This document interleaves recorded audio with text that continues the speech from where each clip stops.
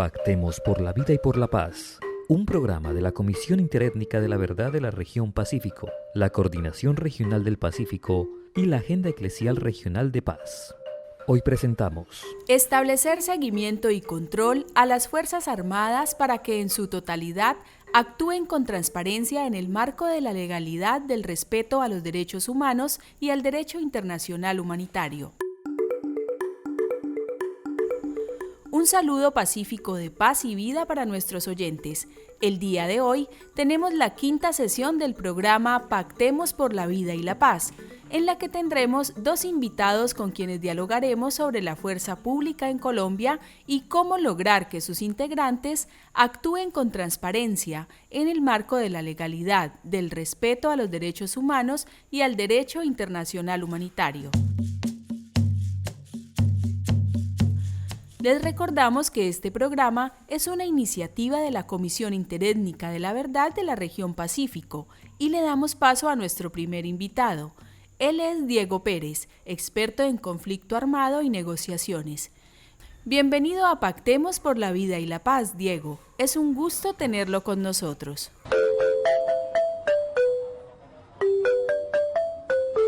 La doctrina de seguridad nacional es una doctrina eminentemente militar cuya concepción fundamental es la concepción militar desde el Estado y más en países en donde existe un conflicto armado como el caso colombiano, pues esta doctrina de seguridad nacional se centraba en combatir, en dar todos los elementos políticos, jurídicos, filosóficos y manuales militares que orientaran la acción de las Fuerzas Armadas contra los grupos insurgentes y contra los grupos armados al margen de la ley. Esta doctrina militar cada vez más en América Latina y especialmente en Colombia se ha ido sofisticando y en la medida en que esa doctrina ha dado mucho poder a las Fuerzas Armadas, al punto que los ha convertido casi en ejércitos de ocupación, no en Fuerzas Armadas para proteger a la ciudadanía y para controlar y desmantelar a los grupos criminales, grupos armados al margen de la ley o grupos insurgentes. Se ha convertido en ejércitos de ocupación de los territorios.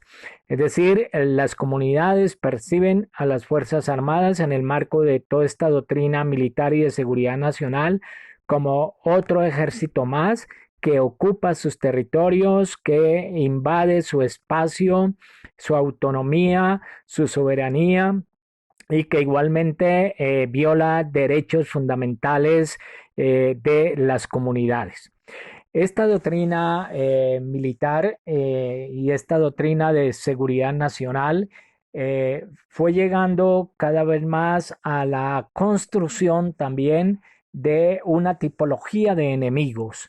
Y por eso, bajo la concepción de la doctrina de seguridad nacional que hoy se aplica en Colombia, se ha acuñado el término del enemigo interno y el enemigo interno se amplió más allá de los grupos insurgentes o de los grupos armados al margen de la ley a considerar a la población resistente, a la población y comunidades y organizaciones sociales que se oponen a alguna política del Estado o a alguna política de un gobierno de turno.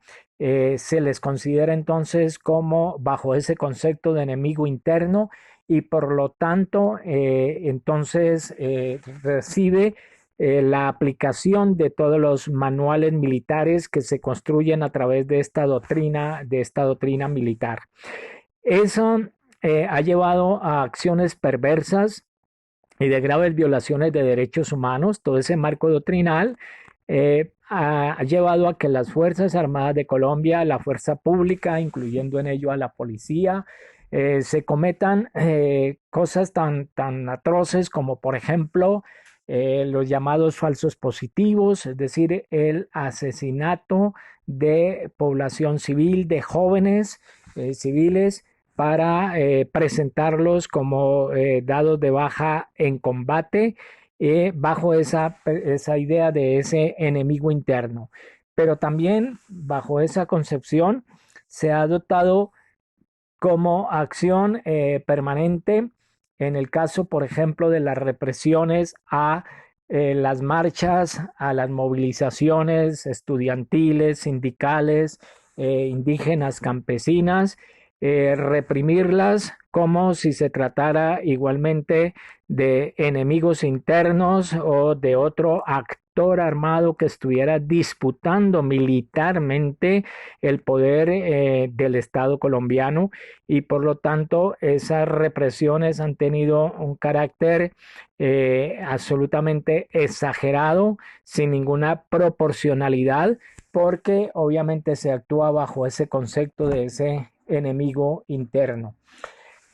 Igualmente, esa doctrina ha permitido, por ejemplo, como acaba de suceder recientemente, que las Fuerzas Armadas desarrollen acciones indiscriminadas como los bombardeos en territorios donde evidentemente hay grupos armados al margen de la ley o grupos insurgentes, pero indiscriminadamente se han desarrollado operaciones militares de amplio y de largo alcance, como los bombardeos, en los cuales han resultado muertos niños y niñas que estaban en estos campamentos de organizaciones insurgentes, lo que constituye a todas luces no solamente violaciones a los derechos humanos fundamentales, y al derecho internacional humanitario, dado que este derecho internacional exige a las Fuerzas Armadas que en el marco de sus legítimas operaciones contra los grupos ilegales, debe guardar los principios de proporcionalidad, de especial protección, en el caso, por ejemplo, de los niños y de las niñas, que tanto convenciones de derechos humanos como la Convención de los Derechos del Niño y el mismo derecho internacional humanitario protege y exige que se guarde y que se respeten esas normas. En este sentido, entonces, esta doctrina militar, esta doctrina de seguridad nacional, ha ido llevando a una concepción de ocupación militar del territorio, de los espacios cotidianos de la población civil, de la ciudadanía en general, y cada vez más con acciones que violan flagrantemente los derechos fundamentales. De otro lado, las Fuerzas Armadas en el marco del conflicto armado colombiano, y esto se ha probado con numerosos casos de investigación que se han llevado a cabo, informes muy detallados de organismos nacionales como internacionales, de la connivencia de sectores importantes de las Fuerzas Armadas y de varios de sus agentes, esta connivencia con actores ilegales, especialmente en las regiones en donde hay una combinación no solo de presencia de actores armados, sino también de cultivos de uso ilícito, de tráfico de armas, de tráfico de drogas, y allí se ha hecho evidente la connivencia entre estos, entre actores ilegales y sectores de las Fuerzas Armadas, de la Fuerza Pública Colombiana. Son clarísimos y se han denunciado públicamente y abiertamente cantidad de casos en donde la relación de las Fuerzas Armadas con los grupos paramilitares en la región del Pacífico, en la región del Catatumbo, en otras regiones del país. Esa connivencia ha sido evidente, ha sido incluso denunciada también por alertas tempranas, informes de la Defensoría del Pueblo, de la Procuraduría General de la Nación, de informes de las Naciones Unidas y de las organizaciones sociales y de derechos humanos. Esa connivencia con estos actores ilegales hace, por supuesto, que las Fuerzas Armadas se van convirtiendo cada vez más en esos ejércitos de ocupación de los territorios, pierden legitimidad ante la ciudadanía que las ve como los responsables de la protección y de la garantía de las libertades y de los derechos para los ciudadanos.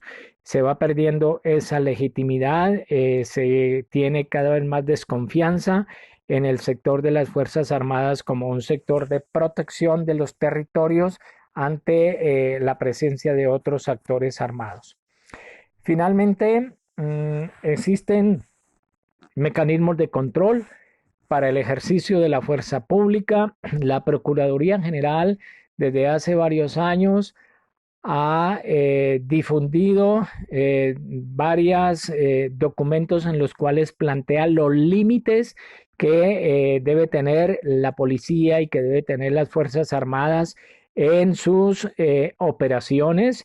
Igualmente, en el marco del derecho internacional existen manuales que señalan los límites que las Fuerzas Armadas deben desarrollar. El derecho internacional humanitario tiene principios muy claros que señalan los límites de cualquiera de los actores en conflicto frente a el desarrollo de la guerra como tal, prohibiendo, por ejemplo, acciones indiscriminadas, donde no se respetan los principios de proporcionalidad o los principios de la inmunidad que debe tener la población civil en zonas de conflicto, la no ocupación, por ejemplo, de escuela, la no ocupación y en el caso de comunidades afroindígenas, la no ocupación de sus territorios bajo el respeto que se debe tener a la autonomía, la soberanía de las comunidades afro y las comunidades indígenas y de sus territorios, por ejemplo.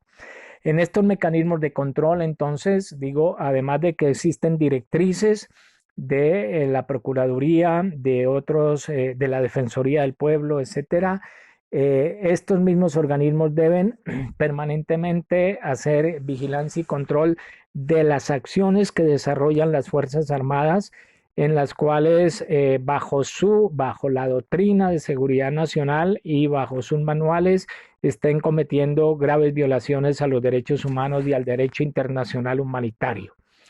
Lo grave es que por lo general los mecanismos de control ejercidos por Procuraduría o Defensoría tienen poco avance en la medida en que predomina el control interno que hacen las mismas Fuerzas Armadas a través de los inspectores militares y de las investigaciones internas, dado que en Colombia, como sabemos, existe también la jurisdicción militar encargada fundamentalmente de observar los casos en los que se señala de violaciones a los derechos fundamentales. Allí hay entonces un cuello de botella en la medida en que los organismos de control del Estado llegan hasta un cierto punto y de allí no pueden pasar frente a la jurisdicción penal militar y al control interno que se hace dentro de esa jurisdicción que lleva a la impunidad de estas graves violaciones de derechos humanos. Y respecto de la ciudadanía, pues es muy débil todavía el ejercicio o el mecanismo de control ciudadano frente a las operaciones de las Fuerzas Armadas.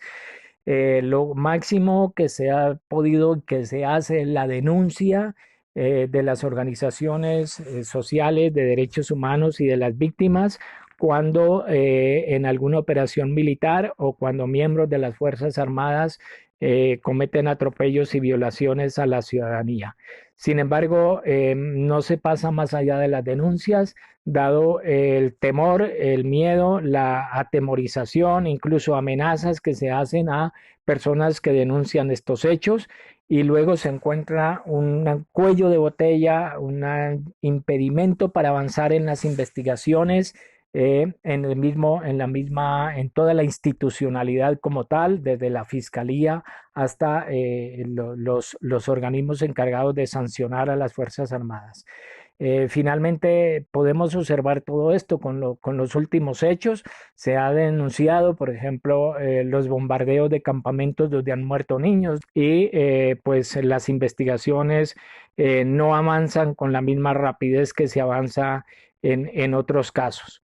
De tal manera que el control a las Fuerzas Armadas es difícil desde la perspectiva de la ciudadanía en la medida en que hay todo un marco de impunidad para estos casos.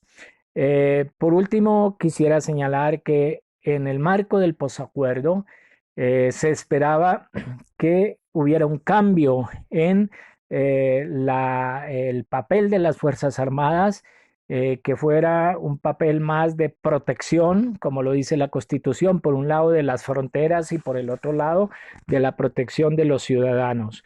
Por el contrario, en vez de bajar las operaciones militares y que las Fuerzas Armadas se dedicaran a esta protección real de la población civil, pues las Fuerzas Armadas han continuado en su rol de crecimiento militar, en su presupuesto, de crecimiento en hombres armas, de ocupación territorial y de presencia territorial, pero sin que se vean los resultados específicos.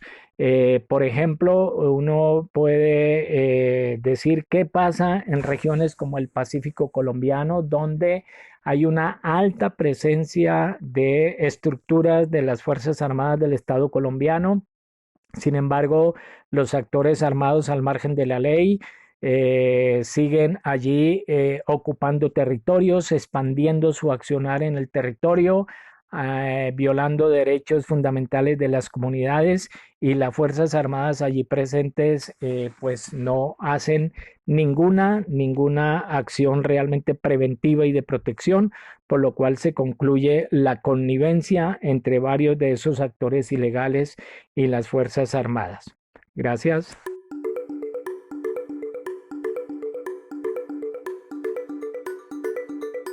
Muchas gracias a ti, Diego, por este interesante contexto relacionado a la doctrina de seguridad nacional. Y para continuar con nuestro tema del día, le damos la bienvenida al comisionado de la verdad, Leiner Palacios Asprilla, e invitamos a nuestros oyentes a escuchar su interesante intervención.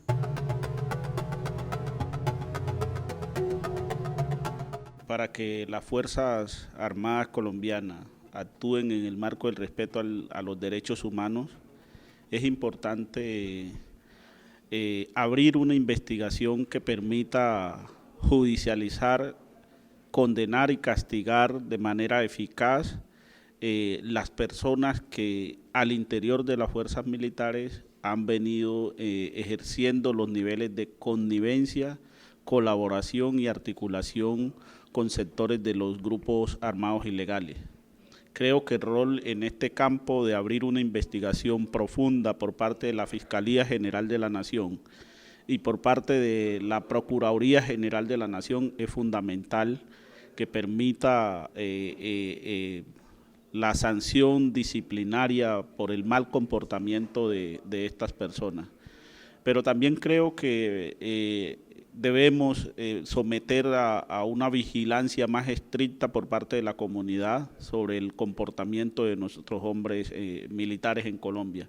La observancia de los derechos desde la perspectiva internacional, creo que Colombia ya necesita una entidad de corte internacional que le haga mayor seguimiento y evaluación al cumplimiento de la labor de los hombres militares en Colombia, porque los altos niveles de afectación a derechos humanos ya son tan groseros, tan voluminosos, que hacen que demuestran claramente que la justicia colombiana no ha sido capaz de controlar este fenómeno. Entonces, una labor internacional es fundamental. Y además porque Colombia está sometida también a procesos de cooperación internacional. O sea que hay países de corte en el relacionamiento con Colombia, que tienen cooperación hacia nuestras fuerzas militares. Y esa cooperación también a veces condiciona el comportamiento de nuestros hombres en su labor. Y si esa vigilancia no se ejerce desde el nivel internacional, pues continuar la presión hacia los hombres de seguridad del Estado colombiano que permiten y faciliten la violación de derechos humanos. O sea que estamos ante una situación también de una política internacional para este caso.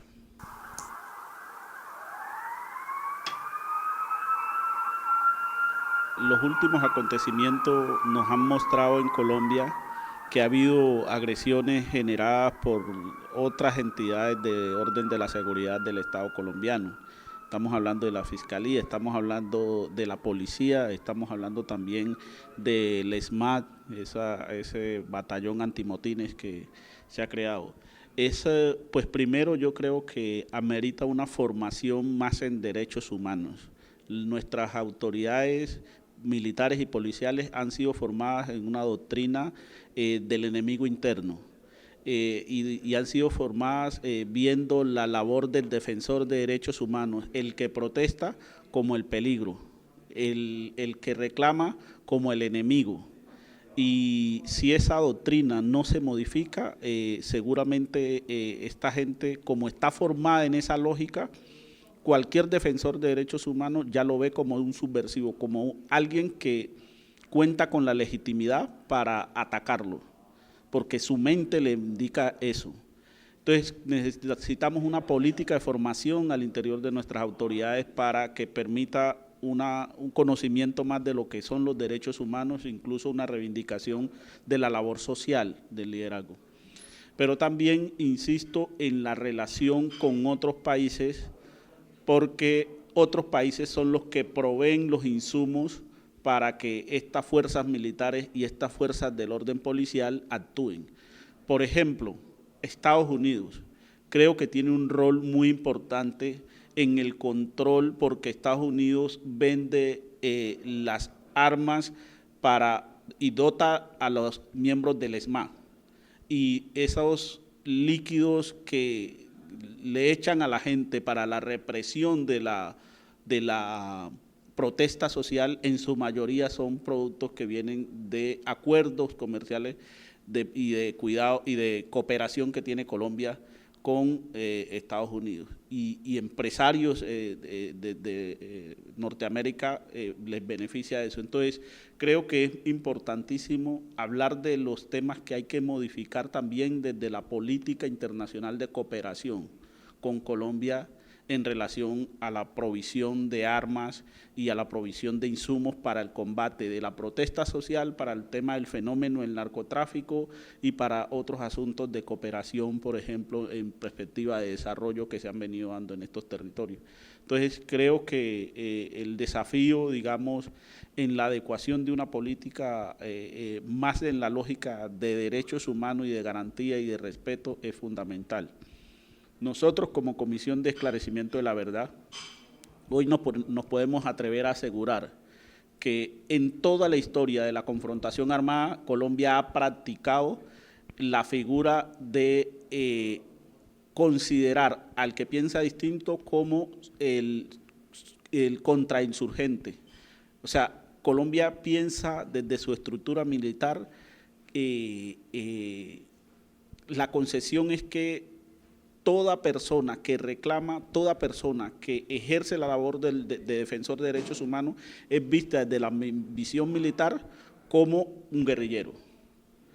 Y por lógica, ese guerrillero en Colombia se califica hoy como terrorista. Entonces, está permitido atacar al terrorista y no se ve al terrorista como una persona con derechos. Entonces, insisto en la importancia de esa necesidad de revisar la política de cooperación con relación a los derechos humanos en Colombia. La seguridad colombiana ha estado privatizada del servicio del desarrollo. No es cierto que tengamos unas fuerzas para proteger a los ciudadanos. Esa es una idea que nos han hecho creer. Pero en la práctica la seguridad colombiana ha estado dispuesta a cuidar los emporios económicos. Entonces uno, ¿dónde mira esto? Cuando uno va, por ejemplo, a regiones como Tumaco. La mayor inversión que ha podido hacer el Estado es la presencia militar. Pero la presencia militar, ¿a dónde? Precisamente si uno coge el territorio y lo ubica, la presencia militar está garantizando el oleoducto, que pase el tubo y que llegue y salga el petróleo por allí para afuera, ¿cierto? Cuando uno va a San Andrés, ¿dónde están puestas las unidades militares, por ejemplo? Están puestas en los sitios para custodiar el turismo y asegurar que el turismo no le pase nada. Lo mismo cuando uno va a Santa Marta, cuando uno va a Cartagena, y en todas estas regiones donde están los procesos mineroenergéticos, por ejemplo, donde están los procesos agroindustriales, al lado está un despliegue de seguridad y colateralmente se presta vigilancia a la población civil. Pero el sentido fundamental, la seguridad ha estado privatizada, ha estado al servicio de proteger el capitalismo, no ha estado pensada en una lógica de derechos humanos. Entonces, creo que esas son de las modificaciones profundas, además de pensarnos en un plan, es como la estrategia de defensa y de seguridad se plantea el ser humano, el ciudadano como el centro de atención y no el oleoducto o la empresa o la bananera o el entable minero, ¿cierto? Ese es uno de los cambios. Ahora, sin duda creo que nuestras fuerzas militares necesitan profundamente una reestructuración profunda porque los niveles de corrupción son tan altos.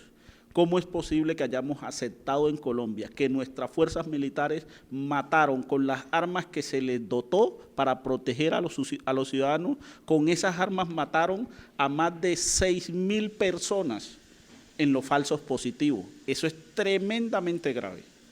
Y a eso súmele las amenazas, los hostigamientos que le hicieron, o sea que nuestras fuerzas militares están profundamente vinculadas a la degradación de los derechos humanos en Colombia. Entonces, esto no es un asunto que se pueda esconder, esto es un asunto que hay que enfrentarlo con dureza y con claridad y con certeza, porque a veces cuando se plantean estos temas la gente considera que uno es enemigo de las fuerzas militares y se quiere tergiversar el asunto y entonces muy fácil lo colocan a uno como en contra, ¿cierto? Pero es una realidad. Y yo digo, si las fuerzas militares, las fuerzas policiales se rebajaron a matar a ciudadanos con las armas, ellos mismos ya se igualaron al delincuente. Entonces son también delincuentes. Y dentro de nuestra estructura como democracia no podemos tener delincuentes. Entonces eso también es un fenómeno que hay que combatir con dureza y con la certeza y con la tranquilidad de decirnos las cosas tal cual como están sucediendo. Así es, Leiner, es importante decirnos la verdad. Muchas gracias por acompañarnos y aprovechamos para invitar a toda la audiencia a seguir firmando el Pacto por la Vida y la Paz, que viene caminando el territorio pacífico y que busca recorrer toda Colombia. Durante 2020 y 2021, el Pacto por la Vida y la Paz ha sido suscrito por organizaciones, por las instituciones de gobierno, por académicos, por personajes representativos a nivel nacional y por la ciudadanía en general. Es por esto que seguimos invitando a la comunidad nacional e internacional a que se suscriba a este llamado por la vida y la paz. Yo no quiero guerras, no quiero violencia, yo quiero paz para ti. Puedes hacerlo a través de las redes sociales de la Comisión Interétnica de la Verdad de la Región Pacífico, CIP, o en www.verdadpacifico.org. Y el Pacífico Sur, esta tierra es tuya, esta tierra es nuestra, en honor a la verdad y a las víctimas. Esta tierra es tuya, esta tierra es nuestra, este es mi territorio. Agradecemos a nuestros invitados de la sesión de hoy y cerramos la quinta entrega de nuestro programa radial Pactemos por la Vida y la Paz. Este es mi territorio. La Comisión Interétnica de la Verdad del Pacífico Colombiano, por nuestros hermanos que ya están muertos desplazados. No queremos que sean olvidados, mucho menos que sigan viviendo en medio del conflicto armado. Por los tuyos, por los míos, seguiremos trabajando. Por el pueblo indígena, por el pueblo afro. Perdón, reconciliación, reparación, no repetición. Queremos el crecimiento de la verdad que nos han dejado hasta hoy, garantía de no repetición. Para encontrar la paz que la violencia se llevó. Que la violencia se llevó. Invitamos a todos y todas a visitar nuestras redes sociales. En Instagram, Facebook y Twitter pueden encontrarnos como @verdadpacífico y en la web entrando a www.verdadpacifico.org. En honor a la verdad y a las víctimas. Esta tierra es tuya, esta tierra es nuestra. Este es mi territorio. Muchos daños ambientales y espirituales que han afectado las relaciones sociales, cambiando el uso sin consultar, desterrando a mi gente, controlando nuestro caminar y atentando contra nuestra integridad personal. Muchas gracias por acompañarnos y nos escuchamos la próxima semana. Los dejamos con la canción de nuestra serie documental Verdad Pacífico, interpretado por el grupo Memoria Urbana de Buenaventura. Y afectando nuestra identidad, la verdad nos hace libres para poder avanzar a este pueblo que hoy grita libertad y verdad. Tumaco, Chocó, Buenaventura y el Pacífico Sur. Soy del Barrial, soy del Estero, soy de Bacamar. Soy pescador, yo soy jaibero, también sé pianguar. Soy nayero, soy cascambreño, yo soy del Micay, gran chica. Ya soy raposeño de Guapi, Tumaco, Chocó, Yurumangui. Soy del Pacífico, me siento feliz. Esta es mi tierra, la tierra donde yo nací. Aquí yo quiero vivir, aquí yo me siento feliz. Así, esto es Memoria Urbana, Mr. Jackson, Valentina y J.A.P.I. Happy Blast of the Battle, Escrabón, Barbán, Fight. Esta tierra es tuya, esta tierra es nuestra.